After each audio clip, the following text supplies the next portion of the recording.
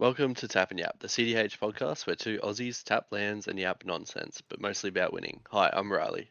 And I'm Jack. And today we are doing the Secret of Strixhaven set review. We have a bunch installed today. Basically, it's going to be a review of the mystical archive cards, kind of talking about how we feel about those, the art, something that we do or don't like about them. Then we're going to jump into the five main dragons of the set, talking about them, if they're playable in CDH, which ones are good, which ones are bad. We'll jump into some personal cards for our personal decks. Mine will be Sisse, Riley's will be Atali. We might fit some other ones in depending on how we go. But we'll also be talking about other cards that don't see play in our decks, but might see play in other decks, or just cards that we might see in the future. Possibly talking about casual cards. There are some nice vampires for my Edgar Markov deck. So let's jump in with the Mystical Archive. For those who don't know what the Mystical Archive sheet is, it's basically just like the bonus sheet for this set. There are a wide variety of very good reprints. Not only do they have good quality in this reprints that they are, but also just really good art. We'll jump into those now. Riley, do you want to kind of give us an idea of what your favorite ones are? Yeah, definitely. Feel like the one that probably stood out to me the most because I'm just like a massive weeb. I love anime and shit like that. So Angel's Grace, especially the like Japanese treatment with the like half and half of the samurai. I just think that art is just super super cool. Mine, probably I don't know if it's my favorite, but it's very close, is the Brain Freeze. The Japanese alternative art. I think that is super sick. I think it's super, super sick. Just the way that it kind of looks. And I've also seen a foil of it, which is just incredible. And then just like a couple more, really really like the Ponga Fire. Yeah, especially in like the like showcase one. Just the art style of just like actually all of them are really really cool. Pongify. Big fan of the Jessica's Will. That's going straight in my Atali deck. Same with the Veil of Summer. Like super simple, but just like I've been wanting like a really cool Veil of Summer. I was tempted to buy the like Secret Lair the other week when I was at the store, but I saw this and I was like, okay, I gotta wait a little bit. And then finally, just like the Adnors, just like such a good CDH card. Like just like one of the coolest cards in the format, and now it has such a cool printing, which is like super super cool. Yeah, look, I couldn't agree anymore. This set has done something really incredible where they've gone and given you an English one for those who want it in English. They've gone and done the Japanese in the so that it's a little bit more of a mid-range, more affordable option.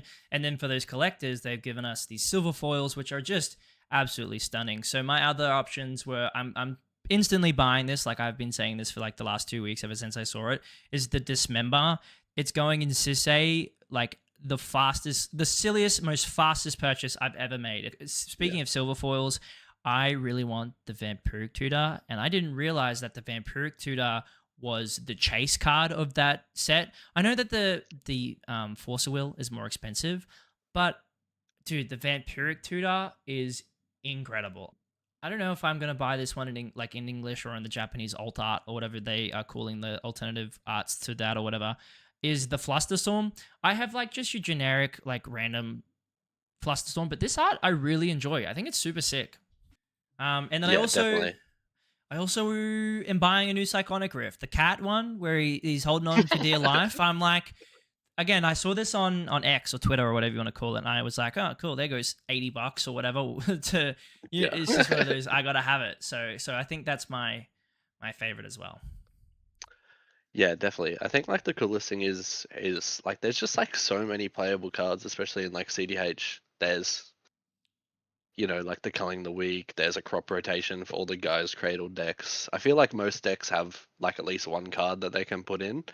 It's just like cool because me and you especially, we just love cool looking cards, right? Like so the more cool arts in the format, the like cooler the format, right? Yeah, I think they know exactly how to sell us too with like the alternative non-English cards too. The second Yeah. I see something that I like in non-English, I just buy it straight away. So Yeah. yeah, I mean, I have four different arts of Marvin, and I went ahead and bought another one because it was a non-English foil. There's a lack of like really solid staples. There are some good cards for CDH, don't get me wrong, but they poured all of it into the reprints, and I don't hate it because one you have the silver borders for those collectors who want to drop the money to buy the more expensive card, but also it opens up the loot pool for all these new players that want to get into CDH. They want to own real cards. They can go, cool, this Mystical Archive Force of Will actually brought down the price of this other one, which I think is really great. Or like you go to your LGS every week, you buy a pack, you'll hit a Vampiric Tutor. Cool, that goes in my CDH deck. Yeah, I mean, like on that point, because like I've only been playing C or like Magic for like just over a year now. When Edge of Eternity is released with like the first cycle of Shockland since I was playing, it's like I was happy as opening Edge of Eternities because like cool, I have a Shockland for like all of my decks now, so it's like super cool.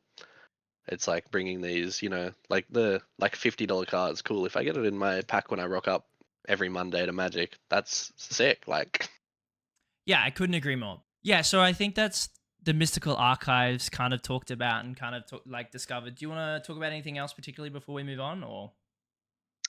no, I'm happy as to jump into the like five legendary, like the five Elder Dragons from this set. Like me personally, I've looked at all of these lists like quite extensively and like built a list for each, like all five of them now, and been playtesting like one or two of them. And yeah, I just think they all they all do really cool things in the format, and I'm like super keen to see where like some people take them for sure. The dragons that we're referring to is like what the head of each school. Is that what they are? They're the principals of each Yeah, school or whatever. So I guess we'll just cover what each one does, and then we can kind of break down a little bit more into kind of the mindset, I guess, when it comes to these particular cards. Because yeah, I think one of the great things that you've done, and I think a lot of people should do it more often when they try to decide when they're building a deck, is you just brew them. You're like, cool, copy paste, not copy paste, but like the storm one, you kind of went, these are all the good storm cards. I want a storm. The cascade one, yeah. we can jump into that a little bit more, but for sure. The first one to like jump into, probably in just alphabetical, would be Lorehold the Historian, Mhm. which is three colorless, a red and a white, being Boros. It's a 5/5 flying haste, and then each instant and sorcery in your hand has a Miracle 2. And for those that don't know, Miracle is you may cast a card for its Miracle cost when you draw it, if it's the first card you drew this turn. And then Lorehold also has the additional line of at the beginning of each opponent's upkeep, you may discard a card. If you do, you draw a card. So you're able to potentially proc this Miracle cost on every single turn, which is like super cool. And just like looking at the deck list for this deck, it's like you can do some really cool things. Is there any like first thoughts that you have for the deck? Um, yes and no. When I first saw this release, this was the dragon that they kind of showed off very early on when the set was first getting released, and I didn't really understand its full potential until you kind of put a list together and started playtesting it, where I kind of realized that it's kind of funny. The miracle thing is not very brought up, but in CEDH we play very powerful low cost spells that allow us to kind of take full advantage of this miracle cost. I mean, one of those being like an unexpected windfall. You paid two red, you are now drawing two cards and creating two treasures, which I think is super sick. Um, I think like the big cards when we were playtesting this in particular was that you put in Library of Lang, which I think is a really incredible card. Yeah. It's a 1 mana artifact that you skip your discard phase. If a card would or an effect would cause you to discard, you may discard and put it on the top of your library instead. So basically, rather than discarding a card to the trigger in the upkeep, you just put that on top, and then you get the miracle cost for it, which is really cool. Um, Yeah, definitely. Yeah, like my thoughts putting this deck together is that yeah, super cool, and you can play some like insane cards. Like you can play Rise of Eldrazi, which is like just like one of my favorite cards in just like Magic. It's just this like 12 mana sorcery. It can't be countered. You destroy four cards and you take an extra turn after this one. So you're taking an extra turn, you're drawing four cards, and you're destroying a permanent, which is like insanely powerful. Like nothing else will be able to compete with that, like mana wise. But just like my thoughts of, I think it's just that little bit too slow. It's hard to get this out, and also it kind of just has to sit there for a little bit before you can do anything because you're going to tap out to play this. So you loop for the next three turns, and then you untap, and then hope you draw something with the miracle cost or your past turn, and just like keep hoping for that. I think if this dragon was in like blue for like the extra turn spells, this card would be like absolutely phenomenal. Like Nexus of Fate off the top. for Dude, its miracle cost, shuffle it back in. Nexus of Fate for its miracle cost, dude, shuffle it stop. back in. Like, There's no way that this card could be any other colors than Boros, because if you yeah, didn't, the game would be over on the second this guy hit the ground. But I think I agree as well. When playtesting this with you and kind of get an understanding of how the deck works, its one fallback is the fact that it is not as fast. It is a little bit slow, but then again, sometimes that's what we need, right? We're in that mid-range area. Being able to cast spells for 2 mana yeah, is not horrible. So there's definitely a world where this deck can win games and definitely will do some very powerful stuff. yeah. And then just like the last thing of it's like Boros, so it's like weirdly hard to win the game in that color combination. Yeah, absolutely. Yeah. So jumping into the next dragon, which is probably definitely the one that I've been playing the most and looking at the most, which is Prismari the Inspiration. Uh, it is 5 mana, 1 blue, and 1 red. For a legendary creature, Elder Dragon, not a dinosaur. That's a 7/7. It has flying and it has ward, pay 5 life. And just like the absolute problem that this card is once it's on the battlefield, instants and sorcery spells you cast have Storm. And I believe like Wizards of the Coast himself has said Storm is one of just like the most problematic mechanics that they've ever made. So them actually printing a thing that gives Storm to everything is just like actually crazy. Like, Oh, dude, yeah. So for those that don't know what Riley's referring to, there's a list online somewhere that you can go find, and it structurally breaks down what Wizards kind of refuses to put on cards these days, and Storm's a 9 on the scale, or maybe even a 10 on the scale. So when this thing shows up and it does not only does it give all instants and sorcery Storm, but also like it's this massive creature, right? It's absolutely crazy. yeah, definitely. I've been playtesting this quite a bit the last couple of weeks, and it's literally felt like when it's on the battlefield, I win the game. Like if it resolves, I've won the game. Like I don't know how it feels. Like you've played against it. Like how does it feel like that? Like once it's on the Oh, dude, battlefield, I've won. Yeah, you can't let it resolve, because like it just can't resolve. That's all I gotta say. If you see this card, get rid of it. Don't let it resolve. Force a will it. Pact it. I don't care if you have one island. You're gonna lose anyway. You know what I mean? This card, realistically, this card is so powerful for like countless of reasons, right? Being able to give you a Force a will storm, like I mean, yeah. yeah, it's crazy. Yeah, I think like the major standout cards like giving Storm is all like the draw two, make two treasures when you're Storm of 7. So like for example, you've ritualed out to cast Prismari, you have 3 mana floating, you use 2 of that mana, cast a Pyretic Ritual, you make 15 red mana, and then you cast like a big score. So you discard a card, and then so the spell itself is draw 2 cards, create 2 treasure tokens. Storm's now 8. You draw 16 and you make 16 treasures. And the deck is full of these effects. So like once you get one out and you've stormed, you're just going to draw your entire deck and win the game. And it's like quite easy to do, just like win the game. Like one of my favorite cards that I've added in is Prologue to Phyrexius, which is just each opponent gets a poison counter, draw a card. Cool. Storm's 10. I win the game by casting this 2 mana instant. Like that also gets around protection. Yeah, it's just like everything about this deck is super super fun. You can cast a bonus round of like Storm of 10, so then your next thing you cast gets copied twice for every like the storm count and also the bonus round. And yeah, it just gets like wildly out of hand very quickly.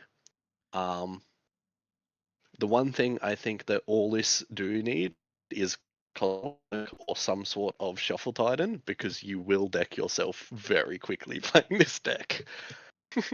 Kind of the creature package. You play, I think I'm on 13 creatures, and every creature I have is either a cheapener for like instant sorceries, so like Baral or Ral, or they're a Bergie effect with like Electro, Bergie, VV, Ashling. And just like honestly, the most broken card in the deck is Stormkiln Artist. If this card is ever on the battlefield and I cast anything, it's the game's over. I have omniscience for the rest of the game. Like creating a treasure token every time I've cast a storm spell for every like equal to the storm count. It just like you will never run out of mana ever if this is on the board. Yeah, I look, this deck is incredible. I don't need to go too deep into it. I think you've covered this deck fantastically well. I just remember playing on Monday, and you were unstoppable. I had 4 unexpected windfalls on the stack. You cast Mindbreak Trap. I flared, copying, sacking it, putting 2 copies on the Mindbreak Trap to hit the Mindbreak Trap, and then I put 4 more unexpected windfalls on the stack with the other flare copying my unexpected windfalls. So like even though you like had a Mindbreak Trap to cook the entire stack, cool. I have another draw 8, make 8 treasures on top of your Mindbreak Trap. Like Yeah, dude, this card's incredible. I also find it really funny that you're playing Mind Desire, so everything has storm, storm, storm, storm, storm, storm, which is like super funny. But also like you're playing Gush, which is just like the silliest cantrip ever. Uh, anyway, yeah, dude, deck is sick. I think you've done an incredible job brewing this thing together. yeah, It slaps. It slaps. yeah, definitely. I think this deck is probably going to be a problem, especially once small people look at it, add a bunch of different cards. Like weirdly talking to Tim and just like making this just like a control deck. Cool. All of my counter spells have Storm. You're never resolving a spell ever. I'm winning the game. Like I think it can be played like that, and it can be played in like a slightly more mid-range version where you're just casting this like well protected, and then you're winning the game instead of going for the win on like turn 2 or turn 3, which is like what my list is built to do. All right, moving on to Dragon number 3 here. We have Condrix the Proof. This is a 6 mana legendary creature, Elder Dragon. It's 4 generic green and blue. With flying and trample, it's a 6/6 and it has Cascade when you cast it. For those that don't know, whenever you cast this spell, exile cards from the top of your library until you exile a non-land card that costs less. You may cast it without paying its mana cost, or you can put the exile cards at the bottom of your library in a random order. And then his special instants and sorcery effect is that they all have Cascade. Or sorry, instants and sorceries that you cast from your hand have Cascade. Most importantly, yeah. So this, from my understanding, is a more no bad cards cannon type design. Just in my opinion, probably the worst dragon out of all of them. We can rate them at the end, kind of giving everyone's Yeah. based on opinions. But from looking at them, trying to brew them, this one seems more casual friendly because you can kind of play it more value-y. You can play more like you can play a Kadama's Reach, right, and Cascade for 2, which feels slightly better than casting a Kadama's Reach in CEDH. But yeah, so this is more of a Kennen no bad cards type of Cascade spell. So kind of being able to cast a Force of Will in response to something and flipping into something like a Miss Holly Griffin or your Food Chain, or you cast a Flash Photography and you hit a Cabbage Merchant, right? Kind of getting that extra value from being able to cast your commander. It's super unique and very fun in that way. Yeah, no. Putting it together, like, I think it was the hardest one for me to make a list that I like felt good with. Like playtesting it, I always just like felt like I'd rather have Kinnan or Thrasios in the command zone, being in Simic. Like I think they are just so like such powerhouses in the format where it like feels bad to not play them, just like not having that mana outlet in the command zone. Um, like the super cool thing about this deck, it's a food chain deck, which I love. Like we both love food chain. It's one of our favorite cards. A way to make infinite mana, and then you just like cascade through your entire deck, which is super super cool. But yeah, it's just like based on like the no bad cards, can unless you play more of a control style, and every time you counter something, you spin into value, which is like like I think a cool way to play the game. But yeah, I just think it's missing something, whether like it's just like not the right way to play the deck, or I'm just missing a couple cards. I think some of the cards that I had been talking about are like the suspend cards that you can cascade into. I think there's one that's like suspend 3, but it's like target player draws 3 cards. But like that's a CMC of 0, so you can cascade into it and cast it for cast it for free, and then you draw 3 cards. I think that might be like a way to play the game, but yeah, I don't know. I just think it's the deck is missing something, and I'm just like not sure what it is. No, I completely agree. I definitely think it's just it has legs. I just don't know how far it can walk. I also feel like unfortunately it has the not it has the same win conditions that Kennen does in a way. Like it does able to win with infinite mana through like a finale of devastation, or if you have endurance and fairy mastermind, so you can like endurance loop fairy mastermind people, which is super great. But yeah, I would say that the two issues is that it's missing. It's if this was a three-piece puzzle, it's missing one of them, and that being like a more directive place. Like for example, the last two decks we've talked about, they're very set up to do that one thing. Where this is like Cascade, but there's like nothing to cascade into that can push you as well as what a Cannon does. Right? You pay 7 mana, you hit a Hullbreaker Horror, you win the game. Right? Where this, you can still do that, but it's a little bit more difficult because you don't have a draw outlet in the command zone like you do with like Cannon or Thrasios. So you got to do a couple of extra hoops to jump through to get it to work that way. So, yeah, I think the deck's pretty good. Just feel like it needs a little bit more love and support. And again, like we might just be missing something, but I think you've built a pretty good shell for the deck for sure. Silver Quill is 2, a white and a black for a legendary creature, Elder Dragon, flying vigilance 4/4, and it says each instant and sorcery spell you cast has casualty 1.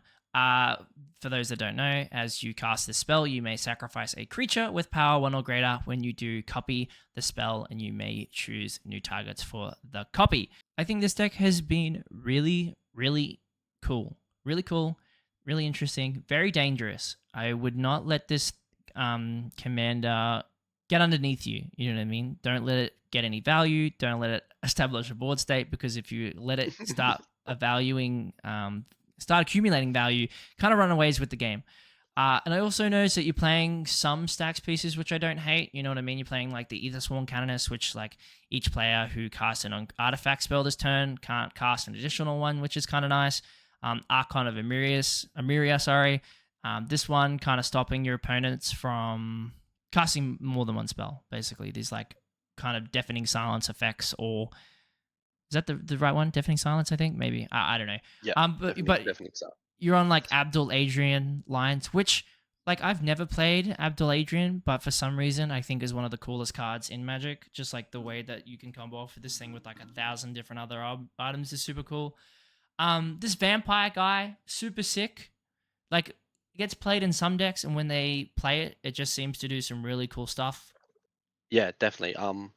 I think in my opinion, I like looking at people talk about all the dragons. Everyone was like kind of down on this one, which I was like crazy. I was looking at this this one and going, this is either the best one or the second best one in my opinion. Uh One of the major reasons, it's 4 mana. Cheaper the mana the commander, the better in this format. Uh but also you can weirdly just like win the game out of nowhere. With like 1 colorless and 2 black when you have like the commander and 2 bodies on board. It's just like very easy to win the game when you cast a demonic tutor and you copy it twice, and then you get a sacrifice and a Pier, and then you copy the sacrifice and you cast Pier with like 4 mana floating while you draw half your deck. Uh the only thing like the deck's really missing is card draw being in Orzhov. So like Mulligan's probably a little bit harder, but you're on like Necropotence, you can just like play value Necro, cool, I'm gonna cast it, put 5 into it. I'm gonna put 5 into it my next turn. And just like, hey guys, you don't need to hit me. I'm only gonna draw 5 cards. I'm not a Roxay who's gonna draw 30 cards on turn 2. I'm just getting 5 cards. That's all it is. This um yeah, this deck is just super super cool. On those stacks creatures, the coolest, it just like slows the board down so you can build your board state up and you have enough creatures on board, and then when you want to win the game, you sacrifice them to casualty 1, and then you win the game because they're not on the board anymore and you can combo off. That's, I think, like one of the coolest parts about the deck. Like I have a lot of opinions about stacks being like not good, but when you can actually remove them to win the game in the command zone, I think they are. It's just like looking at the list, kind of your game plans, just like amass like a board state, turn 1, turn 2, turn 3, go for the win on turn 3 or turn 4.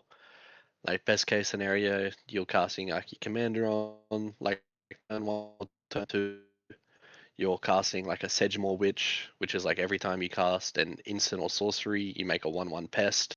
So every time you cast an instant or sorcery, you make the thing for the casualty and then you sack it. Like the next sorcery, you can like use the casualty and then go for there. It's pretty much like infinitely feeds you casualty creatures if you're like tutoring something to your hand and then casting something from like your hand. You can like casualty it on the second one. Yeah, there's just like a lot of ways to win the game in these colors. Like black is like a good color to win the game, and just like the silence effects of white have just been getting better and better. Voice of Victory being like a crazy card in it, weirdly because of the mobilize 2. So you make 2/1/1s that you can sack to casualty after you've swung at a guy who can't kill it, which I think is like a very funny niche interaction, but that gives you 2 bodies to casualty, which will most likely give you the win if you can copy 2 spells in black where it's like a tutor or like a mash draw effect. Yeah, I have no notes for this commander. I really enjoy it. I feel like you've done an incredible brew with it. Mm. Very funny, double silences. Cool, I cast a silence and I also put another silence on the stack. Oh, for Or sure. Yeah. I cast an orange chant and then I casualty it, then I orange chant the other blue player if there's 2 blue Oh, players. dude, that's actually crazy. Yeah, like I have big expectations for this deck. I actually like doing a lot in the format. I think this is the best or not the second best. I have really big hopes for this deck to do stuff. I think this deck's really cool. This deck is just like win cons the deck because that's what Golgari is. Like Yeah. there's just like a lot of ways to win the deck, win the game. Yeah, with the Bloom, the Balancer, he is 6 generic black green legendary creature, Elder Dragon with affinity for creatures. And then he has flying and death touch. Instants and sorcery spells you cast have affinity for creatures. This deck is incredible. You and I went through this deck about a week and a half ago, 2 weeks ago, and culled about 40 cards. And this is kind of the brew that you could put Yeah. together. Kind of run us through what it does, why you would want to play this deck, because dude, it's so cool. This has so many fun win conditions with a Bloom Apprentice, and Chain of Smog is one of my favorite ways to win in Magic. Yeah, definitely. I think this deck is super, super cool. It plays a lot of cool cards. And yeah, we like cut 40 cards because like when I first made the deck, I was finding it really hard to make a very good balance of the creatures versus instants and sorceries. Because like you want to have a lot of creatures to make all your instants and sorceries cheap, but you also want a lot of instants and sorceries to have them in your hand to be able to make use of the affinity. But yeah, there's like the deck is really, really cool. Plays a lot of cool creatures. Plays like the Chatterfang, Warren Soul Trader, like Zelaports combos. Plays Sowing Microspawn, which is just like a cool card. Yeah. So what I did is like starting at the creature base, everything is either mana or a win con. That's the like easiest way to put it. You have your Birds of Paradise, which like technically taps for 2 mana for your commander if you look at it that way, because it gives 1 for the affinity and it also makes 1 mana, so that counts for 2 mana. Same with any other one of the dorks. Allosaurus Shepherd, just like a really good protection piece in these like color combinations because you don't have counter spells. But cool, I have this 1-drop creature that says green spells you control can't be countered, which like there's a lot of green in the deck, so it's really, really good. Going down to the sorceries, you have just like a lot of big mana tutors that are like extremely good. Major ones being like Tooth and Nail, you can entwine it. You can tutor 2 creature cards to your hand, and then you can put them onto the battlefield. So you will put part A and part B of whatever combo you want straight onto the battlefield and win the game on the spot if this resolves. Like as long as you have like 7 creatures and 2 green, which is like probably not that hard to do in the deck. Like that being real. I think this deck, the major one people found, I think it was Sprout Swarm was the first one people were looking at. For those that don't know, you can make infinite tapped green saproling creature tokens into play. And with like an Altar of the Brood, you can mill everyone out, or with a Phyrexian Altar, you can make infinite colored mana. So yeah, this deck is super, super cool. I think it also has like a lot of legs. You have a lot of different ways to win the game. Talking about ways to win the game, You're playing my favorite all star win condition staple and casual Torment of Hellfire, which I think is so funny. The funniest way to win the game, and slash because it's like just recently been unbanned, is biorhythm, and especially with Yogmoth, you destroy everyone's boards, which is really really funny, and then you cast biorhythm and you win the game because no one has any creatures. It's like I don't know how mana intensive or like how much life you'll have because it just depends on like how much is on the board, but I think like super super cool, right? Just like you get to cast this 8 mana sorcery for 2 mana and win the game. Yeah, nothing feels better than winning with like not good cards. I mean, Biorhythm's a card. I don't know if it's good, but being able to win with it for 2 mana is pretty good. So yeah, I couldn't agree more with you there. I would say that the only downside to this deck, I guess you also lack sort of protection. But again, that's just my thoughts from looking at the deck from this perspective. But playtesting it might show different results. But yeah, Yeah, definitely. And I think it's the same thing with like the Simic one. I think this deck has like it probably needs a lot of changes, to be honest. I don't think it's like in the best spot. Like I'm not as confident as I am with like the Prismari or the Orzhov one. I think the right pilot will come along and this deck will just be like an absolute monster to face, I think. Like I think this deck will be kind of unstoppable with all like the like X tutors that green has to offer and like black has to offer. They can just I think just like overwhelm the board value with these like big payoff spells. all right, now that we've kind of talked about the dragons and you guys might have a little bit more insight on what they do, how they work, stuff like that, let's kind of rank them based on power level for sure. I would say that the Prismari is probably number one for sure. That thing, I just feel like it's the best colors with the best combination of spells, and like being able to have Storm on your spells is way better than Yeah. most of these, I think. It's like for me, it's either that one or Silver Quill. I think those two are definitely like, especially because they fit into my playstyle a lot. They are like kind of go fast, cast a lot of spells. Uh, so yeah, I think those two are the top ones, and then probably like Witherbloom is probably the third strongest. Yep. I think Quandrix and then Lorehold. I think the Boros one is just that little bit too slow. It needs too much setup to make it really, really good. But I think in like random games, it will just like outperform a lot of random decks because I just you have like an unwinding clock and a soul ring. You can pay for the miracle cost on every single turn, and you just have the right draws. You'll just like win the game in a turn cycle, which is like super super cool. Yeah, no, I But completely agree with you on that. My only other thing, which would maybe put Lawhole as a guaranteed fifth place and then the Quadrix at four, is that you're in a slightly better color pie with the like Simic versus Boros. You know, you can still yeah, interact if you're behind. You still have access to Force of Will and stuff like that. Where if you're looking at like a hit a mother load and all these other things that you can't cast because you don't have your commander, it kind of feels bad. yeah, yeah. I think Lorehold is probably going to be one of the funnest casual decks that I build because it's going to be the same, just like without the fast mana, and I'm going to have the average CMC of like 12 in the deck and just cast ridiculously dumb spells and see if I can win the game, which is funny as. Yeah, absolutely, absolutely. Um, do we want to jump into personal cards now? Kind of talk about some of the cards that we think might go into our into our competitive decks. Yeah, definitely. I can jump into Atali to start with. Yeah, so jumping into Atali, I think really there's only about two cards that are like probably for me to go in the deck. Starting off with the one that I think is better, Choreographed Sparks, which is 2 red instant. This spell can't be copied, and you choose one or both. Copy target instant or sorcery spell you control. You may choose new targets for the copy, and copy target creature spell you control. The copy gains haste, and at the beginning of the next end step, sacrifice this token.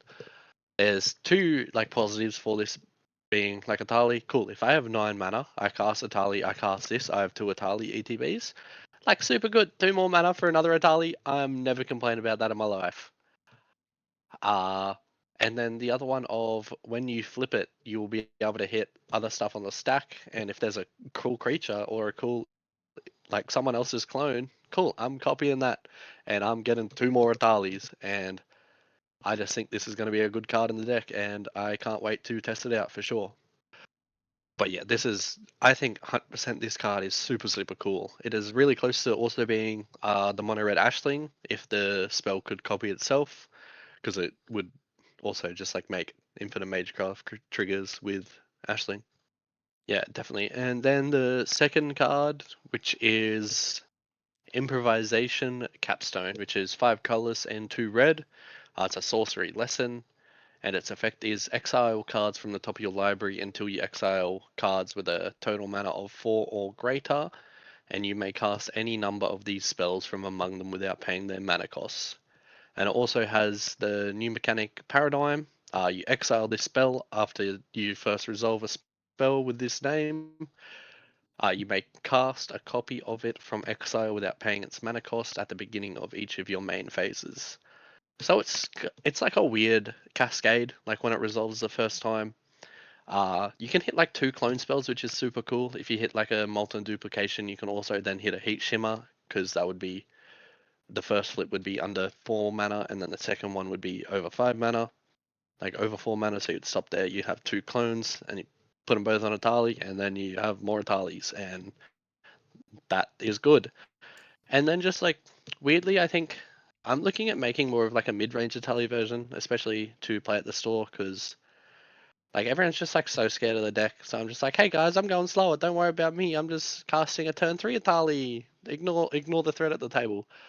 So I think this like paradigm mechanic could be super cool in something like that, where like I'm just gonna like try and outvalue everyone, kind of what these Simic piles are doing, but I'm gonna do it with my favorite commander in the format. So No, I think this is great. I have no notes for both of these Latali cards just because I agree with everything you've said so far, pretty much. Its ability to be super expensive, give you so much value. You're basically kind of paying for your Atali if you flip into this to a certain. You're going mana positive, I should say, when you flip into this with Atali.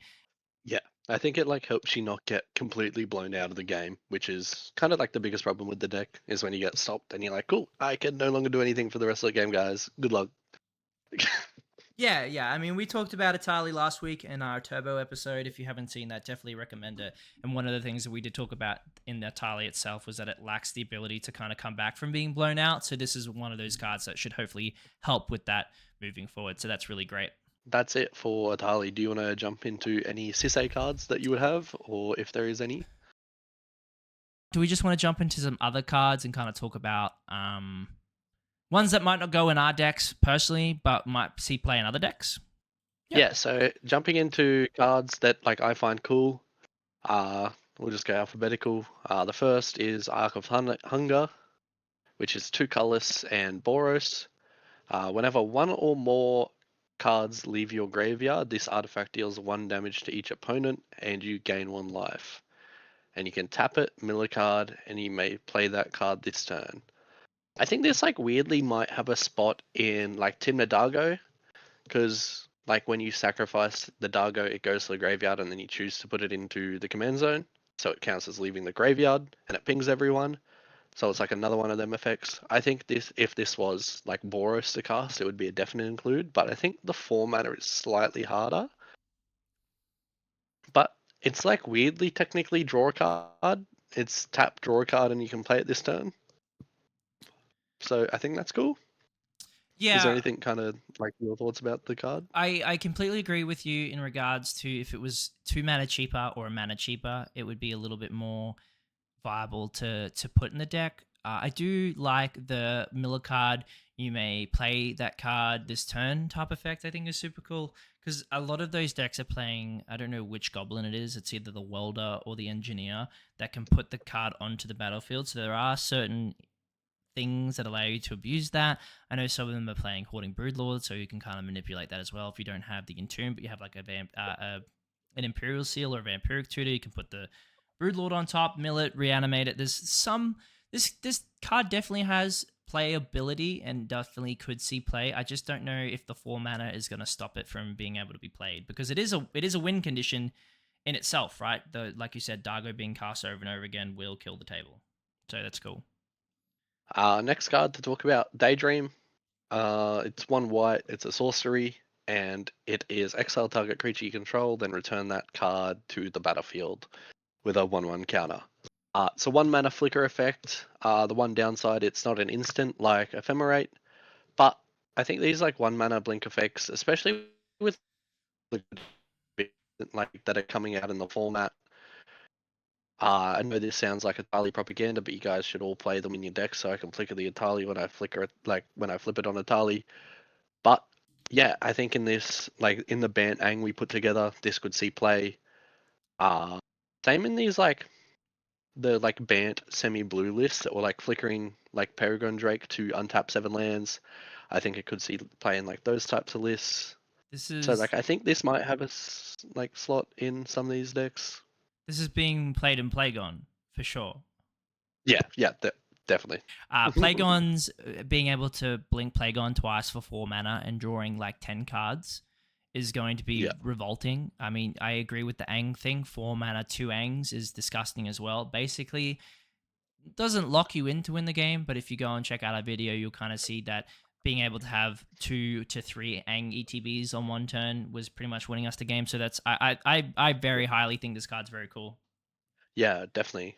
Jumping into the next one of Erode, which is 1 mana instant. It's destroy target creature or planeswalker. Its controller may search their library for a basic land card, put it into the battlefield tap, then shuffle. Uh, it's just like a 1 mana removal spell, which is like really, really good. And the fact that it makes the land come into tapped, which is, I just read that. I thought it came into the battlefield untapped. So like they don't even make mana straight away. I think this card is going in a lot of decks, especially the decks that are still playing like swords and. I think this card is really, really good. I don't see how this card doesn't replace both swords and path. The fact that like this is just kind of like a power creep on that card exactly, being able to destroy target creature. That's what they both do, but also being able to destroy target planeswalker. The 1% chance, or the 1% of the time where planeswalkers are played, this is a 1 mana removal spell for those things. I play Teferi, who slows the sunset, which is not a win condition in my deck, but is a very powerful card in my deck that you should not let me have. Being Yeah. able to remove that for 1 mana is crazy. Also, like you said before about the basic land entering tapped, it is so different between a mono blue player going and getting a untapped blue land or a what like whoever, right? Being that is very prevalent.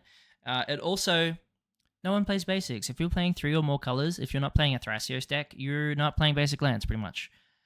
Some do, but not all of them do. I mean, if you hit Sisay with this thing, I'm cool. I'm down my commander. I don't have any basic lands, right? So like that's super important. I think this card's really sick, and I have to go buy 13 of them. Yeah, I think it goes in every single casual deck with white as well. So Yeah, yeah.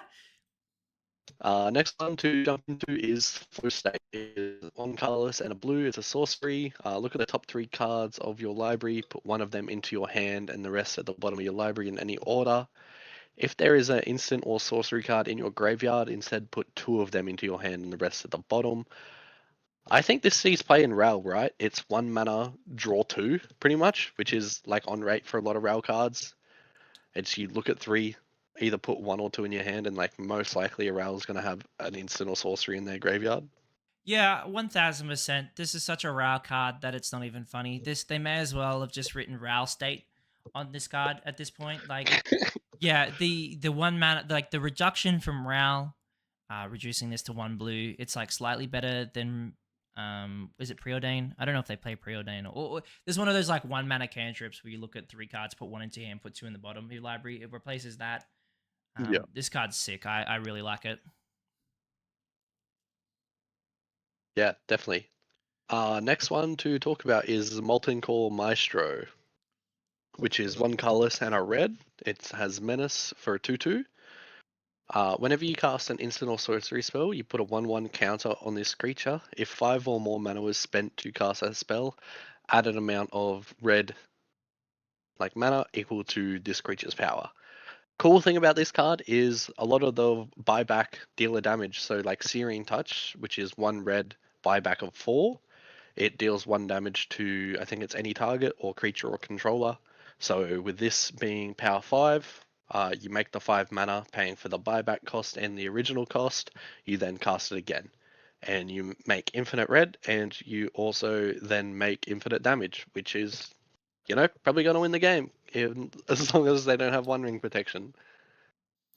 I think this card's interesting. I don't know where it sees. Does this go on Obnixilis? Is this like an Obnixilis card because of the Searing Touch thing?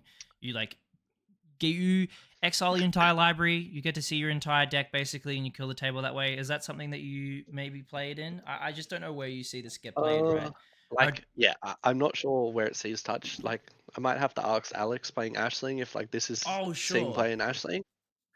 Because like I'm sure looting like it loots his entire deck, but also kills the table. So like this possibly might see play in something like that. But yeah, I'm just like not sure it has a place. But it's a combo that like if you see this on the board, someone's probably going to kill the table if this ever reaches 5 power. So just like watch out for it.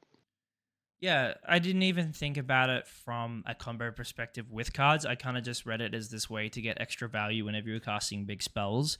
So it is definitely interesting to to see, and I'm definitely interested to see if Alex adds this to his deck. I'd also be interested to see if like Obnixilis wants it, but then again, I was trying to think of cards that specifically play the spear or whatever. So that's kind of cool. Yeah, yeah, definitely. The next card I don't think is a CDH card at all. This is probably going in a casual deck of mine, but it's just like a fun card. It's Pox Plague. It's 5 black for a sorcery. Each player loses half their life, then discards half their hand, and then sacrifices half the permanents they control of their choice. You round down each time. So it's just like a mean card. I am a big fan of these super mean cards, especially that it's symmetrical, so it also hits you. It's just like a fun card. It makes everyone suffer, including Um, yourself. Yeah, I hate this card. I hate it. I hate it so much. No, no. I don't hate it. I think it's kind of cool. The reason I hate it is one of my very first Magic cards that I bought was a OG foil Death Cloud because I thought Death Cloud was such a really cool card. And Death Cloud kind of does the same thing, where like each players lose X life, discard X cards, sacrifice X creatures, and then sacrifice X lands, where X is obviously that spell, and it is X and 3 black. I just like the art. I'll throw it Yep. up on screen. It just like it replaces Death Cloud in my mono black deck, right? Or I just play Yeah. both, and I probably will play both, but like that's why I don't like the deck, the card itself, because Yeah. it replaces Death Cloud, and it's one of my favorite Magic cards. But yeah, other than that, I think Yeah. it's super sick. Again, I don't know. It may be like 5 years ago when CDH was like very mid game. That's when decks started doing their things because decks weren't as fast. You know what I mean? You Yeah. could, and it was very Like, like this is when like people played Fire Covenant, right? It's a very Fire Covenant meta where people used to Fire Covenant for 20 and they would remove half the board and everyone would kind of sit there and just draw cards, draw pass if they got blown yeah. out like that. So yeah, yeah, if this card came out 5 years ago, it'd be an S. Right now, it's like a D. Yeah, definitely. I don't think like I'm sure there is some deck in the format that goes, "Oh my god, this is the best card in the format." Like I'm so glad they printed this effect. But have no idea what that deck would be. Next being, I think this card has a lot of legs. It's Tablet of Discovery. It's 2 colors and a red. When this artifact enters mill card, you may play that card this turn. I think that's like kind of you rummage one for 3 mana, but it's a mana rock, so it's an artifact. It taps for red, or it can tap for 2 red, and you can spend this mana only to cast instant and sorcery spells. I think in the right deck, this card is going to be really, really good.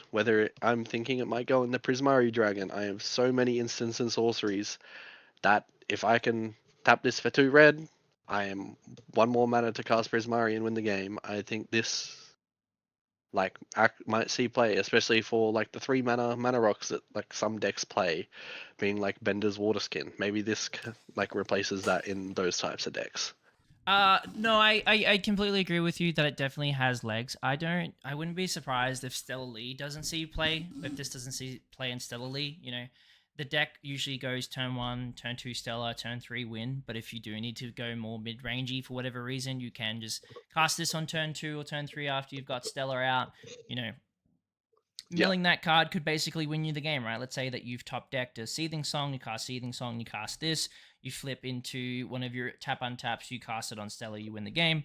The 2 red for instants and sorceries is not nothing. If you're playing this in Ral, it basically means that a Seething Song is 2 mana. You've kind of there's some interesting things with this card. It Yeah, definitely is got some possible play styles. I like it. I think it's good.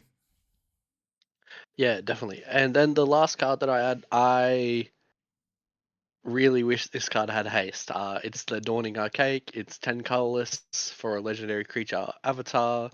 This spell costs 1 less for each instant and sorcery card in your graveyard. It has reach. I wish that it had haste. And then whenever the Dawning Archaic attacks, you may cast an target instant or sorcery card from your graveyard without paying its mana cost. And then if that spell would be put into your graveyard, exile it instead. This card, yeah, I think it is like super cool for casual. But if this had haste, I was probably putting it on Atali. Cool. I flip it on Atali, and then I go to combat, and then I clone Atali again, casting clone spell from my graveyard for free. Yeah, I just like this card. This card's cool. It's big mana, dumb creature, and I love those. Do you just play Lightning Greaves and Atali? Is that the answer? No, I don't think that is good. I don't think so either, but I was trying to think of a way to give this haste because I generally think that this card's cool. I definitely like the Archaic. I mean, Wandering Archaic is like such a powerful card, so seeing Yeah, them kind of return back in Strixhaven was some like a nice flavor thing for us. But um, yeah, it doesn't have haste. I don't see why. This new mid-range Atali build that you're looking at building, you could maybe get away with this card because let's say you do flip into this and then like a couple of other spells, you get to your next turn, you attack, you copy a clone, you win from there. I definitely could see where that has yeah, legs or whatever, but again, yeah, without the haste, it is kind of feels bad. yeah, definitely. And then, do you want to jump into like the cards that you have stand out? Because you got a couple more than me. Because I was like, yeah, like as we said before, I was looking at a lot of these cards, and like it doesn't seem like there's much for the format. I know there's a couple cards that like are really good in a couple decks, but yeah, for me it was just like kind of pretty tame. No, but Yeah, yeah, I don't think there's any outstanding CDH cards in this set, which is fine because I would rather there be a set where there's not CDH staples, so the format can kind of calm down slightly, and then the next set is whatever it is, right? It's Marvel, yeah, it's Marvel, right? So hopefully in Marvel we might get a couple of bangers, or maybe we'll just get 17 copies of Bagel Guy with Cheese. Bagel Guy cheese pizza or something. I don't know. Let's jump right into these cards, shall we? Yeah. Okay. So the first card that I have here, and I don't think it's that great after kind of rereading it, is Abstract Paint Mage. It is a blue and a red, and a hybrid blue or red. So 3 mana. For a creature at the beginning of your main phase, you add blue and a red. Spend this mana to only cast instant and sorceries. Look, when I first read this card, I thought it was pretty good. 3 mana to make 2 mana in your next upkeep or main phase is not horrible. It's the problem is that I don't think that there is a lot of mid range Izzet decks that are good enough to where this is viable. There's like VV, where I was thinking this could probably yeah, see play because you cast VV. But the problem is VV is also 3 mana, and I don't like trying to have spells that compete with the commander. I know that I have a lot of 3 drops in Sisay, but most of them I'm tutoring anyway. So, but yeah, I don't know. yeah. I think this is like a. I know we always talk about it, but like your casual round list would absolutely love this, right? Like, Absolutely, absolutely. I'm playing a slow game. I'm playing Spellslinger. 2 extra mana on all of my turns is got to be good. Yeah, it's one of those investment pieces whereby the second turn you've had this on the battlefield, you've made 4 mana, so it's kind of paid for himself. It's interesting. Arwen Deathbloom Botanist is the next card. It is 2 and a black for a legendary creature, Vampire Druid. It has Death Touch. Whenever a creature you control with power or toughness 1 or less dies, target opponent loses 2 life and you gain 2 life. This is an interesting card because it's a Chatterfang War and Soul Trader outlet. Because all your squirrels that you are sacrificing to the War and Soul Trader to make treasures is going to they're 1 toughness, right? So they trigger this. Target opponent loses 2 life, and you gain 2 life means that you net positive life, or it's 1 life to sack, so you actually go up in life, which is super cool. Yeah, you'll Um, gain 1 life each time. this is also a Protein Hulk card. to a certain degree. I don't know if you can get all the correct cards with Protein Hulk because War and Soul Trader is like the new sack outlet, and that's 3 plus this is 6, so you can't do that unfortunately. But it is an outlet, right? You can use you sacrifice the Forsaken Miner to the War and Soul Trader, makes you the black mana. You've committed a crime, so you can bring the War and Soul Trader back, the miner back, which then again you sack over and over again, which does the whole life gain thing, which is pretty cool. The next card is Blazing Fire Singer. This is 2 and a red for a creature dwarf bard. When this creature enters prepared, and then it has the prepared spell of Seething Song, which is 2 and a red for an instant speed spell that makes you 5 mana. The only thing that we care about this card, the only reason we care about this card is that the fact that when it enters the battlefield, it enters prepared, and then you can cast the Seething Song basically straight away. So if you have Displace a Kitten and this on the battlefield, you make infinite red mana. I see this being played in those red Thrasios Rograk decks where you basically at instant speed make infinite mana and win the game, which is super cool. Yeah, definitely. I looked at this card, and I know some people in the Atali Discord were talking about like, oh, this card's great. But I'm looking at it like, how am I casting this for 3 mana on turn 1 and then having 3 mana on turn 2 to then make another 2 mana? It just like like especially in Atali, like it's nearly there, but like it just like seems too hard. It's pay 6 mana to make 5 red in my mind for Atali if you don't have Displace a Kitten. Man, I don't know. Do I even see this in loot? No, I don't think I see this in loot. Oh wait, this might be a loot card because you do the same thing. Kitten? Yeah. Oh yeah. I don't actually know if this play because like you make infinite red and then you cast it over and over again. You need a green to get the ball rolling. But yeah, this could be a loot card. That's kind of cool. We love loot cards. The deck sucks. Next card is Dina Guild Dance. It is a generic, a black and a green for an instant speed spell. Search your library for a creature card, reveal it, put it to your hand or graveyard, then shuffle. It's a 3 mana, put Protein Hulk in your graveyard. So it's a 3 mana, put Protein Hulk in your graveyard or a Hoarding Broodlord. Basically, it's a 3 mana Entomb, but it's also a 3 mana Demonic Tutor at instant speed, which is kind of cool. Again, I don't know if this card will ever see the sunlight in CDH. It might see bracket 4 play, but I just think it's cool. Yeah, I think it's like nearly there. It's very close to being like a better Eladamri school, I think is the green-white one. Yep. It like costs 1 more mana, but it also has the option of just like, entombing it for like the extra mana, which is good in black as a reanimator, right? Like I think that card will probably see play in like Golgari Reanimator, whether I don't know what deck that is, but I'm sure it's good. Yeah, it might see play in those like Turbo, Timna Rayhan, Hulk list. I'm not sure, but it definitely it has the wording that we like. I just don't know if the mana value and other things like that give it what we need. Empress of Iodation is the next card. It's 3 and double blue for a creature human wizard. Pretty much all the left hand side of the spell doesn't really matter, right? The flying, the ward 2 is pointless. I guess it's a 5/5, whatever. Is this card even good, bro? I'm not paying 5 mana. Yeah. I'm skipping this card. I don't think it's that good. I think the only thing you need to talk about is it has a Power 9 card stapled on the prepared. Yeah, this card, I'm pretty sure this card's bad. I'm leaving this all in. I'm going to edit this so that it looks like you and I crash out about this card. I don't think this card's good.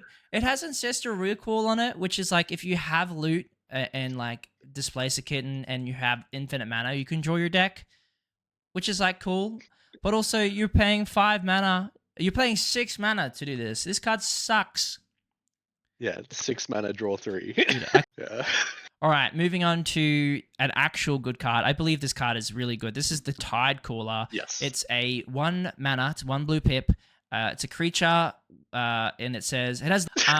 Anyway, yeah. So Opus, whenever you cast an instant or sorcery spell, target player mills 3 cards. If 5 or more mana was spent to cast that spell, target player mills 10 cards instead. Which the 5 mana effect never will come up. It won't matter. That's never going to happen. What we actually care about is the top half, right? Whenever you cast an instant or sorcery spell, target player mills 3 cards. This is very important because we can win with Underworld Breach and like a Rider Flame. and this on the battlefield, we can mill until we hit our brain freeze or LED or whatever. This card's super, super cool. We can also use it to kind of tempo our opponents. If anyone has a top deck card and we cast a cantrip or some type of effect, we can mill the top deck into their graveyard. I don't know if that ever happens, but sometimes you'll watch someone Vampiric Tutor and you brain freeze them on their end step and then mill it, which is super funny. But yeah, I think this card's really cool. Yeah, definitely. I think it just like it. I think it sees play in most Underworld Breach decks. I know, like Kenrith would love this. Rogsai will probably love this. It makes the lines like super clean, especially like say you have like Gamble and you have Breach. I think you only need 3 cards starting in your graveyard to win the game, because you'll cast a Gamble, you'll exile 3 more. You get LED. You cast LED, escaping 3 cards, and then you cast the Gamble again, and then you mill the 3 cards to get cast the Brain Freeze. So I think you only need 6 cards in your, or no, 3 cards starting in your graveyard, which is yeah good. Like anything that makes Underworld Breach better, me and you both love, because we both love that card. So Talking of Underworld Breach cards, the next card on our list is called Flashback. This is a 1 red instant target instant or sorcery spell in your graveyard gains flashback until end of turn. The flashback cost is equal to its mana cost. This card's super sick because what it can let you do is, let's say you cast Demonic Tutor, you go and get LED or something like that. You then cast this flashback on the Demonic Tutor. Demonic Tutor, whole priority crack LED for 3 red. You go and tutor up Underworld Breach. You then can cast the Breach with the red mana you made with the LED. Same thing as before. This has very, very high ceiling of play where you're going to be able to put lines together really, really well. Even like Rider Flame into Demonic Tutor, Flashback. This card is going to do so many cool things. Even like in Ral, you cast anything with Ral, cast the flashback. You're just this card is going to be played in a couple of decks, but those decks are going to use it very, very well. yeah, I think this card is really really good. It makes what Seething Song go +1 even by itself. What, Yep. 3 mana to make 5? You get another 4. You spend 3. You have 1 floating. You make 6 mana. So like that's a Hellkite Courser. This and Seething Song cast Hellkite Courser, for example. But One yeah, I thousand think percent. in any Storm deck, this is good, right? It feeds Storm and it also lets you cast the ritual you just cast again, and give you more mana to keep going. So yeah, But this card is probably one of the best cards in the set, I think. yeah, I couldn't agree more with you. Also, Prismari being able to cast like 75 copies of Everything Big in my Skull. graveyard, Yeah, yeah. yeah, yeah. You're entire. It's an Underworld Breach for 1 mana in Prismari. This card's cooked. Um, Grave Researcher, I'm not going to talk about this card for too much. It's 2 and a black. It's a creature. At the beginning of your upkeep, you surveil one. And then if you have 3 or more creature cards in your graveyard, this creature becomes prepared. The prepared effect is reanimate. So it kind of does Protein Hulk stuff or like reanimator stuff. I don't know how good this card is for 3 mana, but it has things that you like. You're surveilling, putting cards into your graveyard if you have 3 creatures, which if you're playing like Daga Rayhan, also might want this maybe being you can surveil the Rathacath That's into your too graveyard slow. and do stuff. Too slow? Fair enough. Yeah. But yeah, This is yeah, yeah, well this is yeah, too slow. I think a lot of these prepared spells are like phenomenal for casual, like maybe bracket 4, but I don't think many of them will see play in CTH, because like they're just too slow. mhm. They normally either like take time to enter prepared, or they're like one-time use things that like don't do too much. But yeah, that's just like my opinion on a lot of them. I think they're just like too slow for the format. Muse Seeker, it is 1 and a blue for a creature elf wizard. It has Opus. Whenever you cast an instant or sorcery spell, draw a card, then discard a card, unless 5 or more mana was spent to cast this spell. Look, the ability to kind of have this cantrip effect is kind of why this card is super important or super matters. It's 1 and a blue, so it's super cheap, and it kind of does that looting thing, so you can kind of keep going, which is super cool. Yeah, my thoughts on this is like a lot of decks are starting to play. I think it's Artist Talent, the background, Yep. that has this loot effect on non-creature spells. So like I think Artist Talent is slightly better, but if you're like in mono blue, I think this is maybe playable. You cast a counter spell and then you loot, and you might draw another counter spell to like have backup. So like I'm sure this has. It's probably a Plagon spell actually. Sure.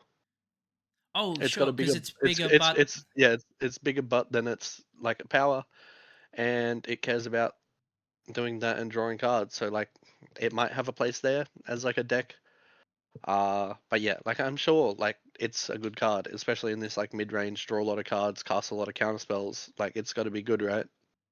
Planner Engineer is 3 and a green for a sorcery. Sacrifice 2 lands, search your library for 4 basic lands, 4 basic land cards, put them onto the battlefield, tap, then shuffle. You figured out something really cool with this card. Yeah. So this will see play in like niche decks. Any deck that runs like Root Path Purifier is a card which like we've been seeing lately because we have 2 people playing the mono green landform Nissa, and that's one of the hits. So with that, it makes every card a basic, and I'm sure with like they'll do the Nissa trigger from the ETB of this. They might hit Luma or Aftermath Analysts, and no matter what they hit, they will win the game.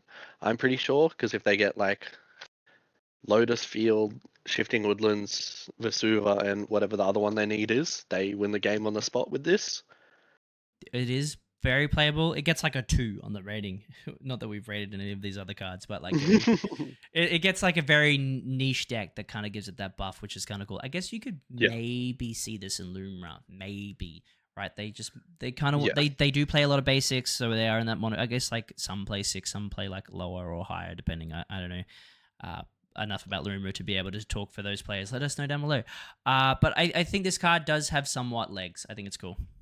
Yeah, so that's I think all the cards that I had for this set. There are a couple of other ones that I think could be very bracket 4, but I don't think they'll ever see play in CEDH.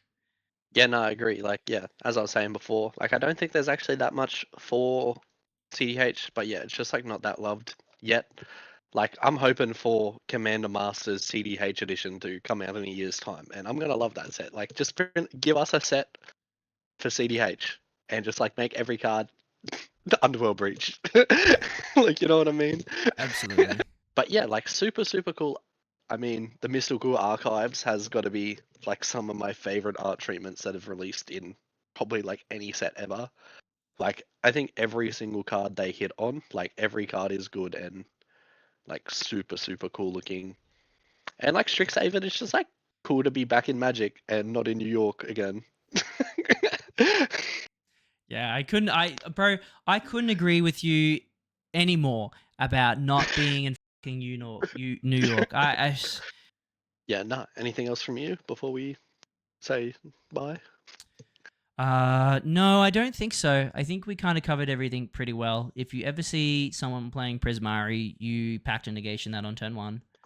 But no, yeah, I think this set's been super sick. I'm really excited to open it. I'm super excited to play it.